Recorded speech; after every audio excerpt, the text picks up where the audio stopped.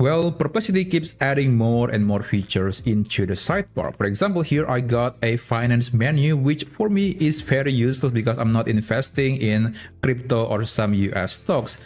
But fortunately, there is a way to specify the sidebar content on your Perplexity account. Let me show you how. So you can either click more and then navigate to customize sidebar, or you can also click on your profile picture right here and then go to preferences.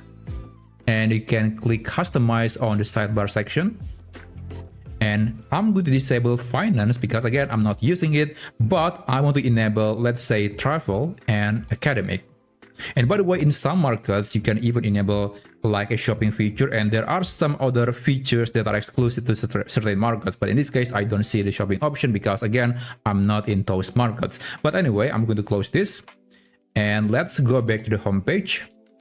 And there you go. Now we got a travel menu. Now apparently there is only up to 4 menus visible, so the other menus are kind of hidden here. So that's maybe one downside, but I'm not really complaining. This is actually a great option that we can customize our Perplexity interface. Thanks for watching, and I'll see you on my next video. I wish you a great day ahead.